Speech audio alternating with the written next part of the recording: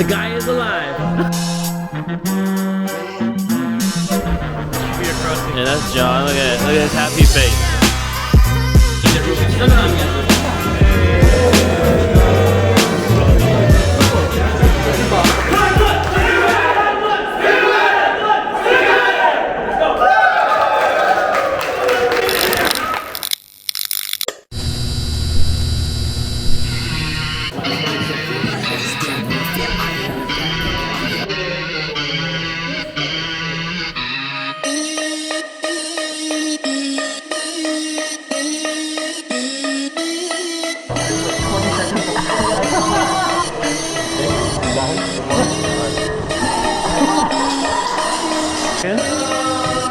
Alright, let's go, Drew. I'll go with you.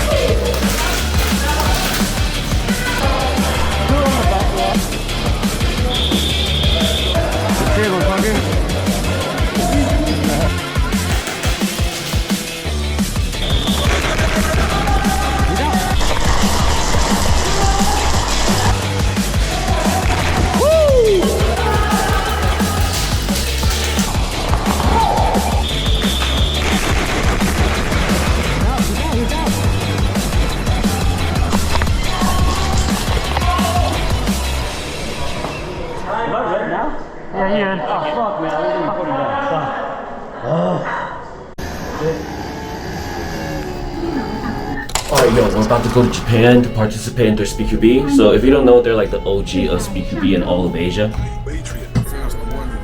At the airport. Anyways, super hyped. So besides the Japanese teams, we have 3 Taiwanese teams that will be going. So I'll be playing for OPS, KSJV, and also DUC will be going. And on top of that, SYG, who is SpeedQB's team, they'll be flying in from America. So it's gonna be crazy. Alright, so we've just officially landed in Japan. This time it's actually only just me and John going to go play for OPS. We have 3 local players coming to fill in spots for us. And we got Yoji, who we've known for a long time. The other 2 guys filling in are actually US military personnel stationed in Japan. So that'll be interesting. So we'll be meeting each other for the first time the day before the tournament. So we'll see how we do. And we're in Tokyo now. Look! My man Yoji. Oh yeah. Hey, say hi. Hi. You got this. Fucking weirdo, man. So we drank a little bit and then we met up with SYG and SpeedQB, the whole crew, and then we went out with a night out in Tokyo. And I am super honored to have met Tomozo-san, who you see here in the video. He is basically the OG of SpeedQB in Japan, who's been organizing and hosting it since day one. Last but not least, I had him on my podcast, Ren, or also known as Flipsoft. If you follow SpeedQB in Japan, then you most likely would know about him. He went and played in SpeedQB USA, I think, many years back when everything just started. I think it was like 6-7 years ago, and then recently he just went back there and played in 2024. So he is the one that orchestrated everything, got everybody linked up, so definitely shout out to him. But anyways, check the timestamp for the matches and the rounds that you want to look for. If you want to skip to certain parts, that is fine. And also keep in mind, I will be uploading a separate video where it's just the matches and the rounds and no commentary. Super sorry for this extremely late upload, I know, from Japan SpeedQB, which happened back in October. So as of now, today, as we speak, it is December 29th, the day of recording. I know it's going to still be at least a month probably until we upload. Because when we came back from Japan, we had to immediately start prepping and organizing for our own tournament, SpeedQB The Last Dance, on December. And then after December tournament, basically I studios, and then this was as a recording. I'll be making this video round by round as a walkthrough for every match from the OPS perspective. Again, shout out to Yoji, Q, and Nick from Japan that helped us out. Now, Nick in particular, he has his own paintball headband called Bushido headbands going on here. So FYI, Nick doesn't have a camera, so you won't get his perspective. Yoji only has some footages from practice session. Both me, Mori, and Q have parts of certain rounds in both practice and the actual tournament. So there are actually footages and rounds of which are missing from every player's perspective, but that's just what happens. A lot of times you think you're recording, but you're not. And then a lot of times you think you stop recording, but then you ended up recording like 20 minutes of just the mask sitting on a table. I think sometimes is needed for me to sort of explain the hardware and also the software of BLKFOX and also the Japanese SpeedQB tournament. So as you can see here, I think it's very well thought out because in most airsoft fields, especially if they're in cities or if space is limited, you know, where are you going to put guns and your gears and everything? So here in BLKFOX, you can see that they have these gun rack walls of which you can hang your guns up on the walls. I think that is a very genius idea. They also have a workstation here right in the middle of the resting area for anyone who needs to, you know, do a quick fix on their gun and check out what's going on or to do maintenance, whatnot. Now this is very Japan. They have a changing room of which you need to take your shoes off before going in. Both in Taiwan and America, if you need to change, you just take off your shirts, pants even, and you just change. Like nobody really cares. But I think in Japan is not the correct social etiquette. So you need to go into these changing rooms and change. Remember to take off your shoes because I forgot. And then come back out when you're done. Okay, the bathroom, seriously, is the best bathroom I had ever seen all throughout in Taiwan and the States. They have the bidet. So on top of just being clean, they got the total toilet, yo. If you don't know what that is, it's a super high-tech bidet that is basically the standard even in public bathrooms in Japan. We're talking about seat warmers, where it washes your ass, washes your front for the ladies, all that. And they have a button where you press it, like it's like the sound of like birds chirping and like rivers creaking. And why that is to make the process more discreet if you're on the more sensitive side of things. At the end of the day, bro, like if you don't have a bidet, it's just uncivilized. Now the layout. So the layouts, as you can see, is very interesting. They basically moved a castle into the center where the flag is, so it's super big. It's easy for the flagger or the front to run up to the X. You don't even really have to slide. And then they have actually not one but two snakes on both tapes, so you got two lanes you could just run down. I think this fosters and encourages players to push forward off the break. And then also is the breakout wall itself. As you can see, it's reversed, and so it's facing away from the center of the field. On the floor, they use these tapes to box out this area. The player needs to completely leave the box to start shooting, of which if there's a false start, meaning that let's say both of your feet are out, but let's say your elbow is still sort of in and you started shooting, that's considered a false start. Then the round is restarted again. I think you get points deducted for that. So on the topic of point deductions and penalties, I'm sure this differs between every league and every region and every country. So just to compare them from our events here. So usually after each round in Taiwan, the ref will go up to the player and let that specific player know that which penalty he's made to inform him or her and then tell the scorekeeper. In Japan, they don't tell you until after every round has been played. So in Japan, it's 4 rounds per match. I think there are pros and cons to that. For cons, I think as a player, I would like to know what points and what penalties were deducted and why. But as a pro, I can also understand this because usually if you tell a player, oh, you were hit, there's a good chance they might go, no, I didn't get hit, where? And then they'll start arguing, of which is pointless. So by doing this, they take away that opportunity for players to argue and debate. I hit him, ref, why didn't you call him? What, I got pulled? But I didn't feel a hit. What did I get hit? And on top of that, they don't have a challenge system. So in Taiwan, we have a challenge system. So a team in Taiwan can put in or deposit 75 points and they can challenge from their own GoPro a call, either by the ref or challenge another player for a no call. If it's obvious, then a set player will get points deducted. Or if it's debatable, then we have all the captains review the tapes and then they will vote on it. They don't have that in Japan. Again, pros and cons. I think cons is that what we do here in Taiwan, it just takes up so much time, especially when there are such a small differences. I think each team would like to use that, which is their right, but it would just consume a lot of time. For Japan SpeedQB, they have the minor system and the major system. So basically, depending on the penalty you have, some could be determined as minor, some could be major. For every no call, it would be considered minor. And after 4 minors, it's considered 1 major. And once your team has a major, your opposing team can choose 1 player to be disqualified for the rest of the day. To the Japanese refs or captain refs' credit, I think they were very strict for both DUC and SYG. They lost the player after their first match. So they were very, very strict, eagle eyes. So usually Japan SpeedQB uses round robin as we do. So every team gets to play with every team. But this time in particular, because we got SYG coming and also 3 teams from Taiwan, there are more teams than usual. So this time they broke the teams into Group A and Group B. And I think it's the top 2 teams from each group that will end up in the finals. So not every team will get to play with every team. So OPS and SYG was put in Group A, KSJV and DUC was put in Group B.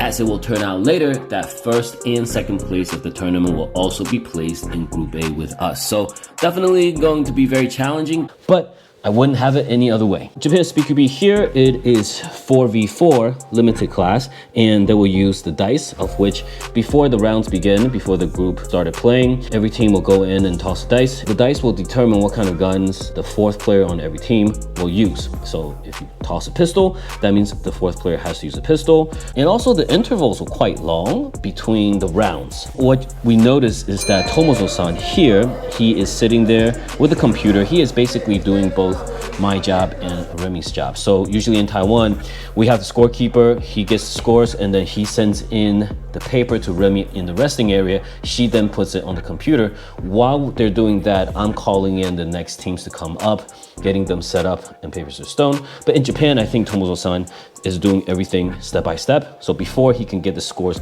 calculated, the next round cannot begin, which I understand. And just, just mad props because that is a lot of work. Which was kind of funny because there are a lot of times where like both the Gaijin teams and the Japanese teams were just standing there facing each other. I mean, we don't know each other. We can't really speak the language, but we're just like kind of like awkward. And they would just, sometimes we could just stare at each other for like 5 minutes long. Group A was supposed to go play first. But as it turns out, SYG hopped on the wrong train and then ended up getting lost a little bit. So then they shifted to Group B playing first, and then Group A played second. What do we run with? So basically Yoji and John were back players, while Nick and Q were front players. Me, I sort of played the mid, but mostly front this time. You will see John using Sega for the first time. Also because for the 4v4 in Japan, we needed to have a shotgun on the field. And at first, John wasn't really that comfortable with it, but then after a while, he realized like the amount of BBs he could put down range with it is just insane. And only him though, like you see him, he's just like a big ass dude, just like. Sorry, I'm trying to figure it out. For me, so as you know, when I first started playing, I was a front player. I would slide, I would run, but as age happens, you start playing farther back. So now basically I'm a back player with my HPA rifle just calling out. But this time for Japan SpeedQB, because the layout and also the team roster, I think a mid-front player is needed, so I fill the role. On top of that, I wasn't really adapting that well to Yoji's or Q's rifles, so a pistol it was. And with all that said, let's start the tournament. All right, match 1, OPS versus THB.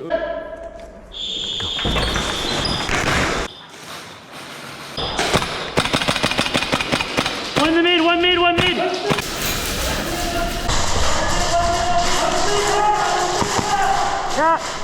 Q doing work in the center.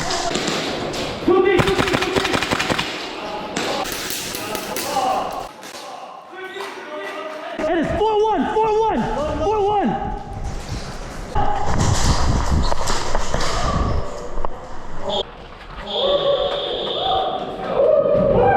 Yeah, buddy. Yeah. All right, perfect finish. Q is actually a very good player. I think a lot of times you don't know how well a player plays or a teammate plays until you see from his POV. I would recommend reviewing your teammate's POV from tournaments or your team practice. It's a good way to build trust and learn from each other.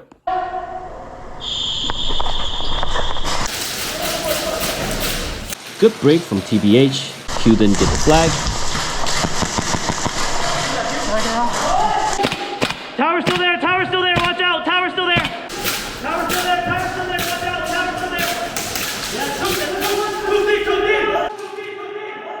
My camera was accidentally turned off, but I take out their center and also a snake player on the far side.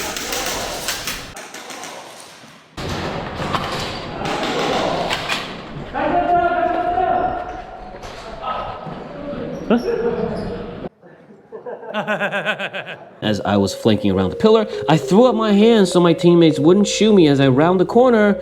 Then I got one balled in the face by Yoji. Good shot.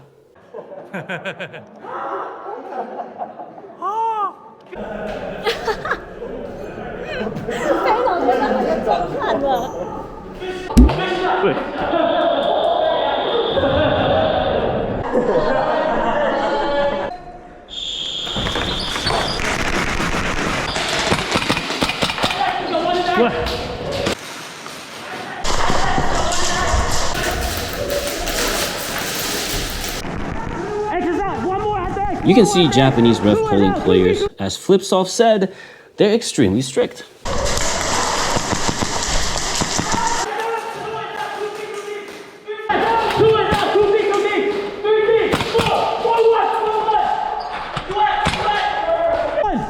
What you at?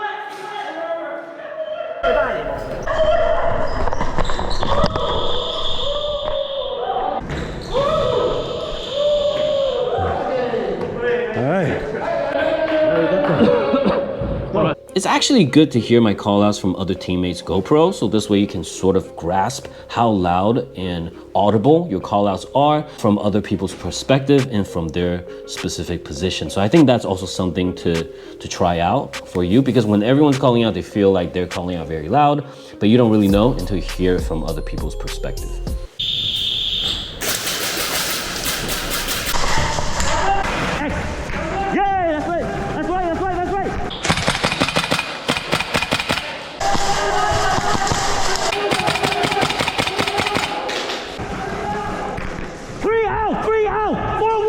I see John and Yoji rushing flank, so I creep slowly instead. Just in case an opposing player hiding somewhere and they don't see him, I can sort of prevent a total wipeout. Good wrap up.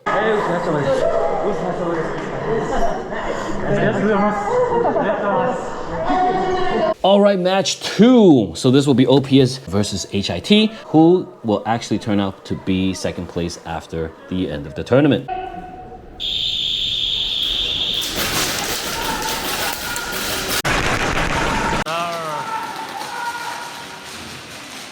As you can see here, unlike Taiwan, Japan does not have the flag drop penalty.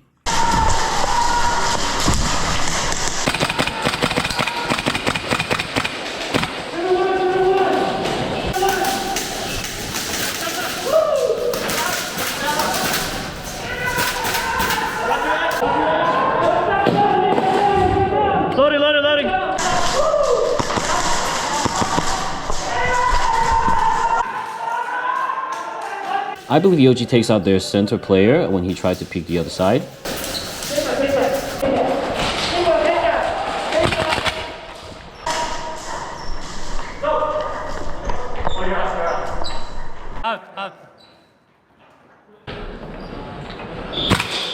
And OPS takes round 1. Round 2, we decided both Q and I to break center as it's more than enough room to accommodate 2 or even more players. So that's why you'll see many teams do that for certain rounds.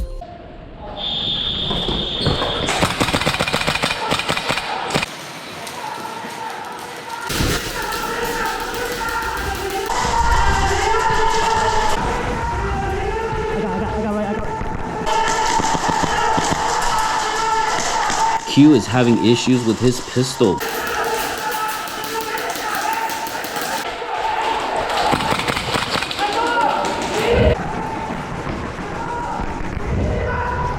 If I turned that corner and shot their ex-player a few seconds earlier, I would call him while he was shooting at Mori, and we wouldn't have traded. Nonetheless, I didn't know Mori was pushing at that time. C'est la vie.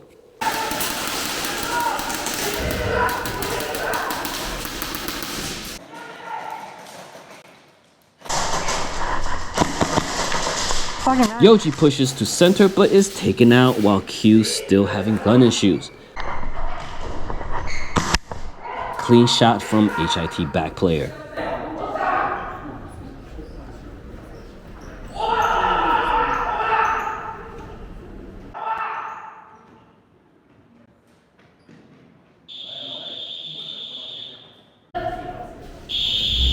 So Nick subbed for me for this round. Mori's Sega mags were out of gas.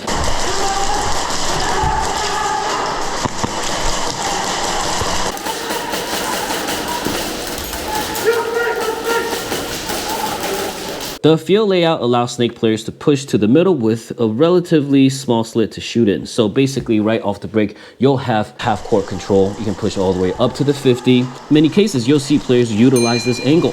And so Q is taken out from this specific angle, but Nick returns the favor. Oh, fuck. Mori was basically out of the fight.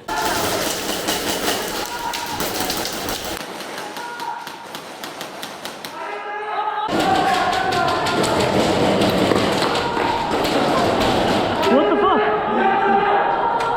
What's going on here? Well played by HIT as their center player takes out both Nick and Mori.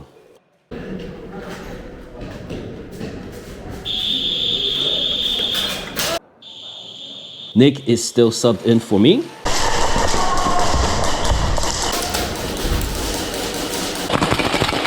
Good shots off the break by Mori. Mori is relatively quick, especially for a dude his size. But if the field was a little bit wider and the opposing mirror was a little bit more athletic, then it would be a little bit harder for Mori to secure that position first.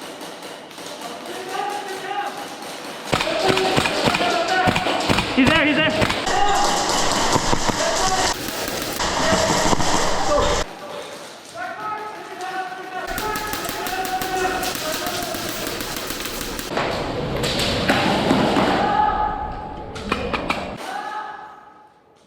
I believe Yoji takes out the 2 back players here.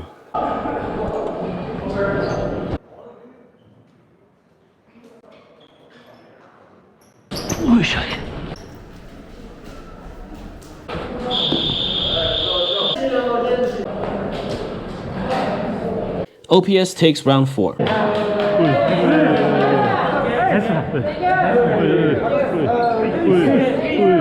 OPS won 2 rounds out of 4 for match 2. Considering we were down basically 1 player for round 2 and 3 due to gun malfunctions, for a hodgepodge team that was literally put together the day before against the eventual second place, I'd say we did pretty good.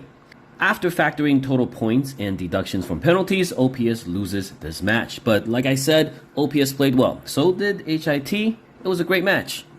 Match 3 OPS versus SYG. The match you all have been waiting for. And how did OPS stack up against SYG? Let's find out. The SYG here, I think they're all different from the members that I met when I was back in LA in 2022. Back then, I met Demo, Young, Marty, Phantom, DJ, yeah, and of course Roy and Sapo from SpeedQB. But this time the SYG roster is Max, Dom, their captain, Chef, and also Rooster, and also Sweet Tooth from Team 1S1K, who is subbing for them. Sweet Tooth I did have the opportunity of meeting back in 2022.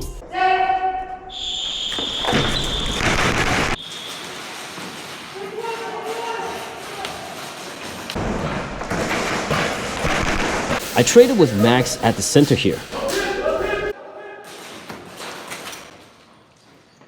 Q gets taken out by Don hidden at the Snake 50, which seems to be where he prefers to go off the break. It is a very advantageous spot to control from half court.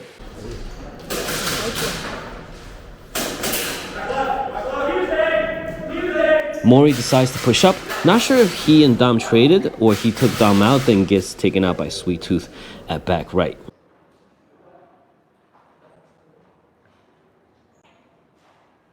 Apparently, Yoji and Chef gets taken out at one point, but we don't have an angle.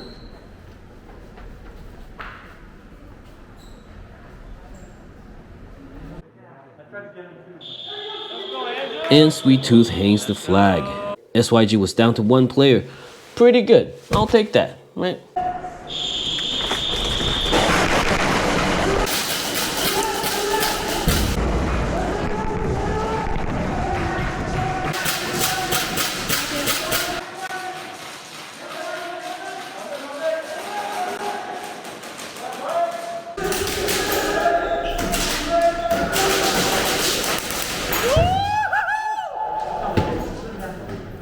Run backwards. Max took me out, then flanks our back right. SYG wiped the floor. Originally, I thought I had hit Max right here, but looking back, it looks like I might have grazed his shoulder, but it's not conclusive. Anyways, that is why I pop my head back up so quickly, and then I was hit. Q gets the flag grab. Dom is taken out at the Snake, most likely from Mori.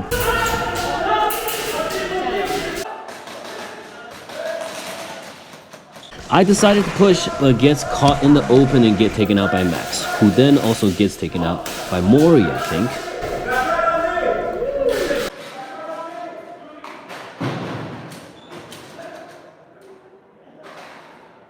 So Sweet Tooth is looking in while Mori is looking down tape while reloading.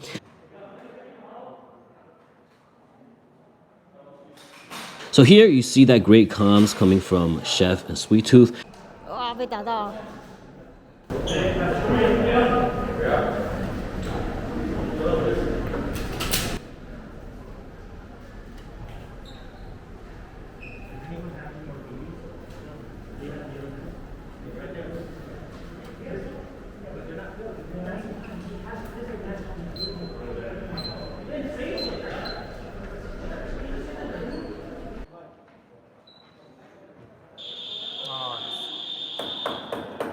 SYG takes the field. Great job. I'm not a fan of double stacking a cover unless the cover is really roomy. In this field in particular, it's not as wide, so the chance of you being flanked by a player and getting that angle on you from the side just isn't as big, so therefore I think is more acceptable. And also why I decided to double stack with John is because I have a chest rig, so I can't do Superman slide down that snake. If I do football slide, I think there's still a very good chance for me to get shot out.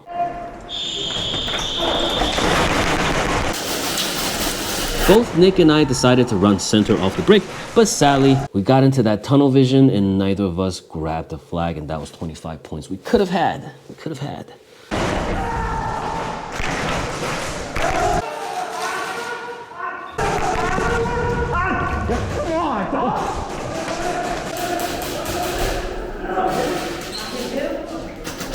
Yoji gets taken out.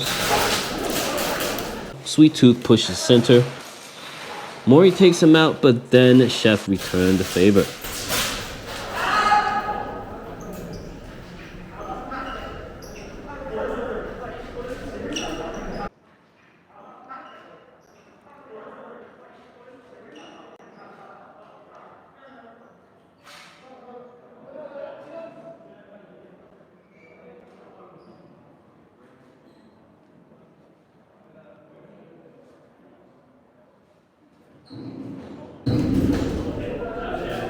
With one player left, Chef hangs the flag in.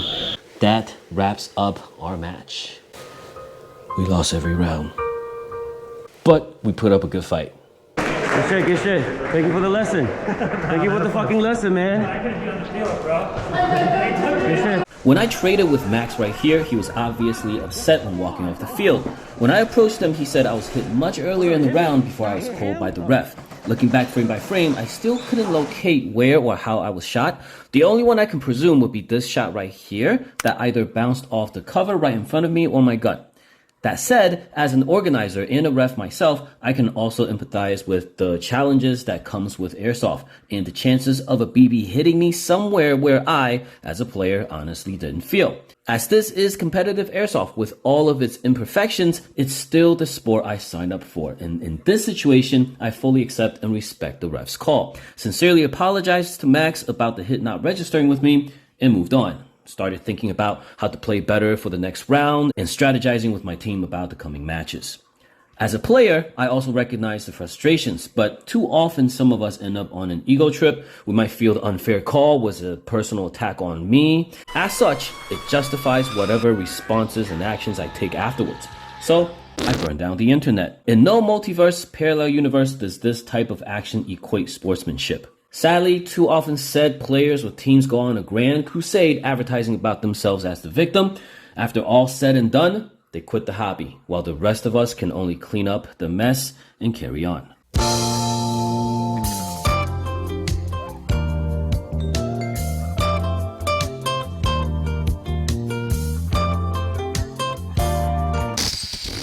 Moving on to the next bucket list. Match 4 OPS versus Enigma. I'm sitting out for this one. Mori switching to pistol to switch things up. Nick pushes center and grabs the flag and takes out their center. Very well played.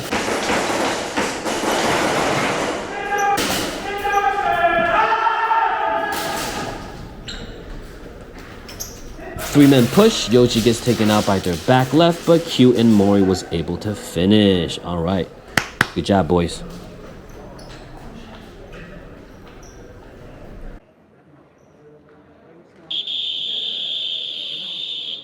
Round 2. Very smooth break to the center by Enigma here.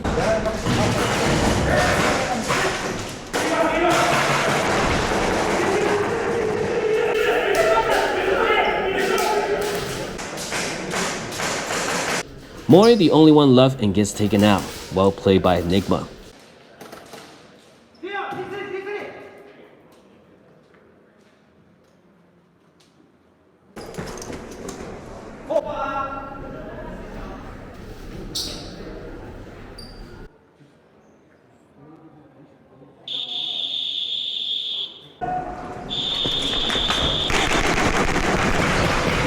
He's out.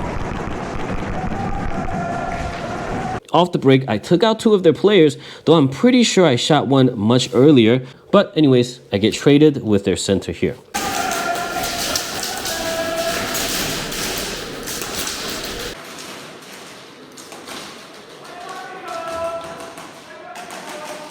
Mori pushes center but gets taken out.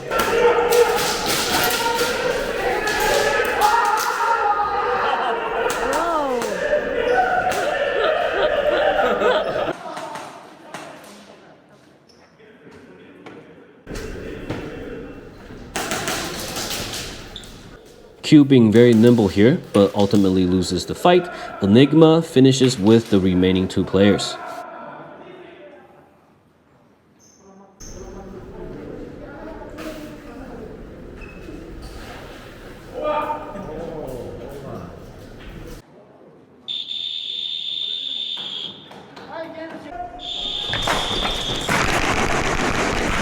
Got your foot.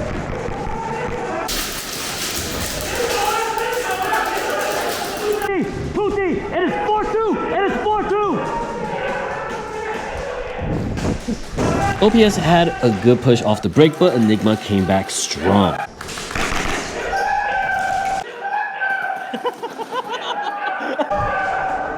I was the last one left, and their player flinked and shot my foot.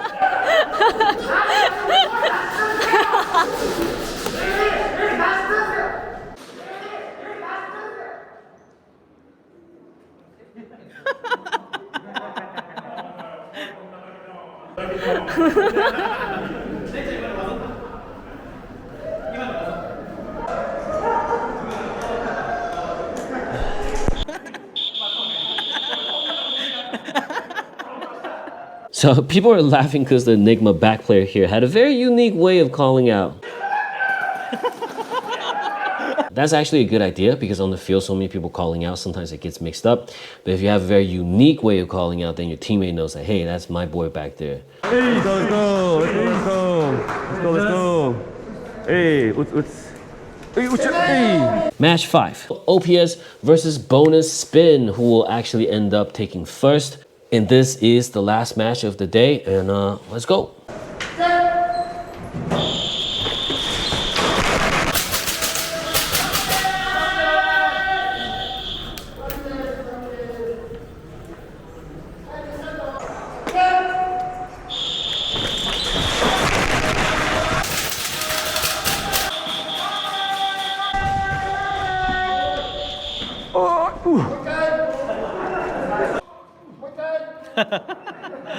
As you can see here, we had 2 false starts. I believe you get points deducted and the rounds restart. And it was taking a toll on my knees, bro. Like, will you sit with me for a while? This also depletes your ammo and your gas. That's something we had to be very mindful about.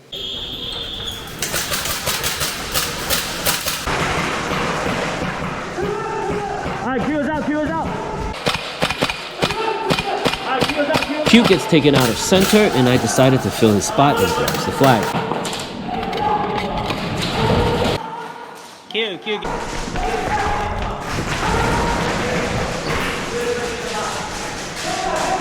Woo!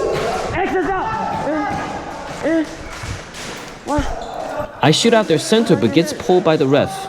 Again, I was obviously confused because I didn't feel a hit. And looking back, I think it was this round that bounced off the cover right in front of me, but the ref assumed that it bounced off of me instead. Woo! X is out.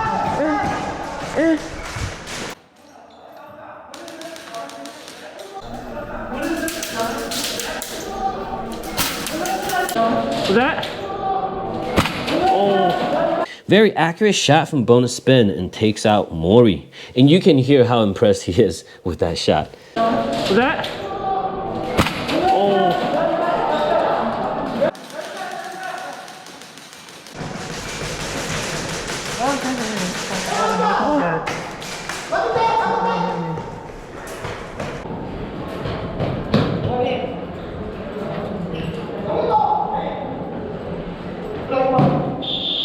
Bonus spin takes the round.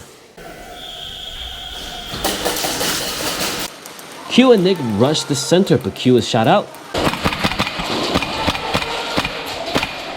Mori decides to rush Snake.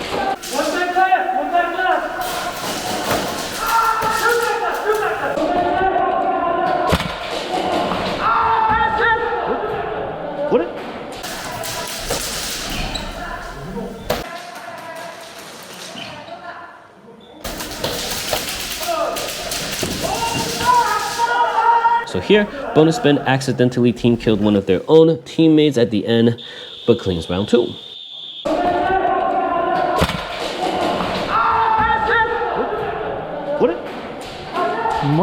So here, Mori gets pulled, and you can also hear he is also confused. Yet, in this situation, only when we look back do we see a possible hit right here.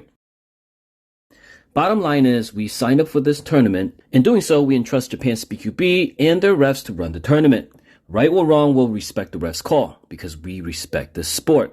Lastly, we're a guest at their house. We'll be humble and show gratitude. At least that's how my mama raised me. Again, it's your mentality and your attitude that defines you as a player.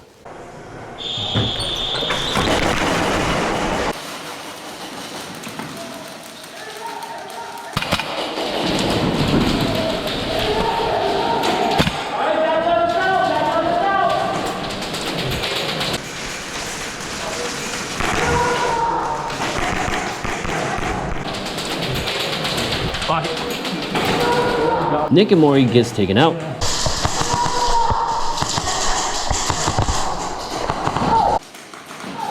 Q takes out one of theirs while he pushes center.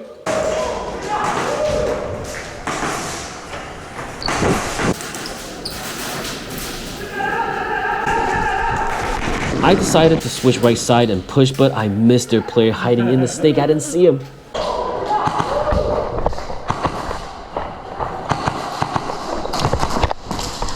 So I think we could have communicated better here. Try to locate the last player and push at the same time to prevent this from happening. Yeah, that thing, it gets loose. Bonus spin was actually down to one player. It was 2-1. Me and Q definitely could have slowed things down. We should have communicated, got our bearings straight, assessed the situation, and coordinated a united front. All right, last round of the day. Let's make it count and have fun. Center home, center home. So I hold back left, Nick crawls down snake. Bonus spin holds back with all players.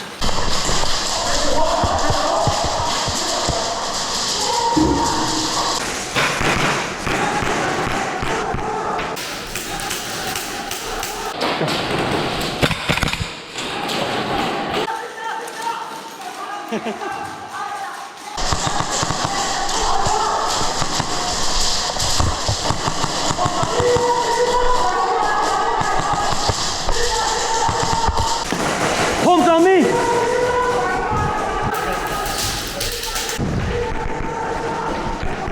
I shifted back right while Q pushes to trade with their center back.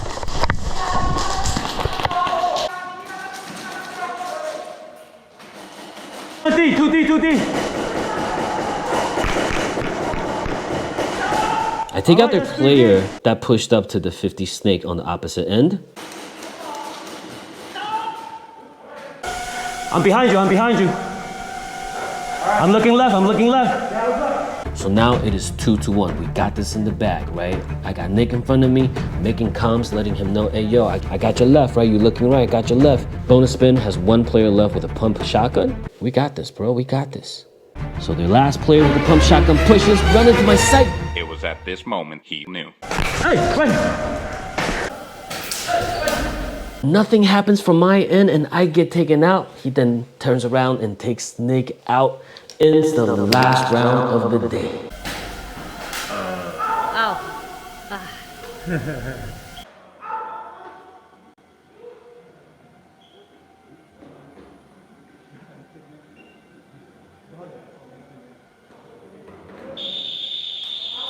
So that one was on me.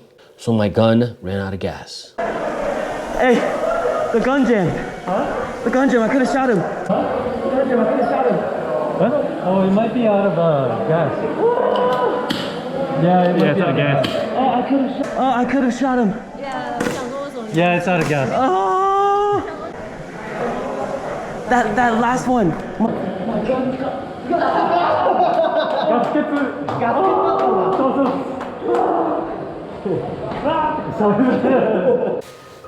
We lost every round. But the last match, in the last round, in the last play, the gun ran out of gas. So, like, you know, you got nobody to blame but luck, yourself, I suppose. You must agree, we would have taken at least the last round. So sad. That wraps up the tournament for OPS. Here are the final prelim scores for both Group A and B. Feel free to pause and take a look. And as I said, Tentori, which is bonus spin, will go on to take first, and HIT will be second for this whole tournament. The reason why I didn't show scores for each round and match is because, unlike Taiwan, where we'll show each team their team deductions for every individual penalties in each round, I think Japan will only inform you of your total points at the end of the match. And when that's done, it's in Japanese, so the info just wasn't available for the Taiwanese teams. Despite the lackluster performance on paper, I feel OPS did great given the circumstance. I enjoyed playing with these boys, met a lot of new friends, and just had a great time in Japan overall. It was an awesome experience, and that's why I love this sport.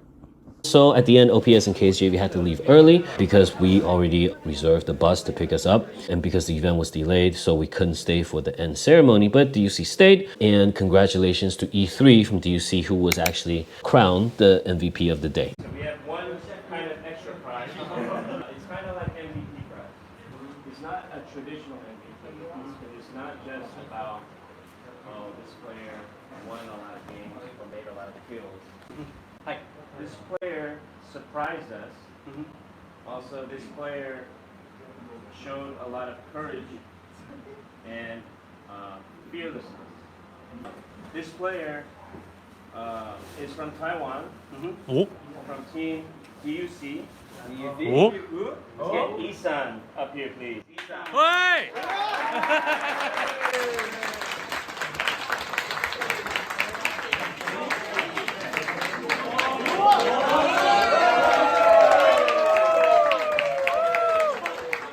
After the tournament, us and KSJV, we went and found this super cheap place. It's like meant for college students, and it's like you get like this much fried chicken for like a few bucks. Like it was insane, and like this much beer for like a few bucks. I think you can literally just eat there every day, and then like for 5 days, and then you will get your money back for your ticket. We're not done yet. Look at this. What the fuck? That's my hand. That is crazy.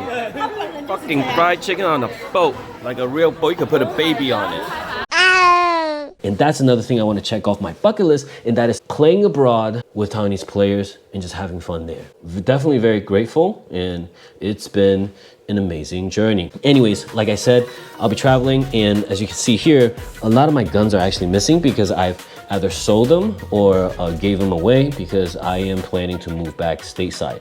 Though we're also thinking of like Japan, Hokkaido, so I'll be a little bit busy, but I'll still be playing. Anyways, I'll see you guys around.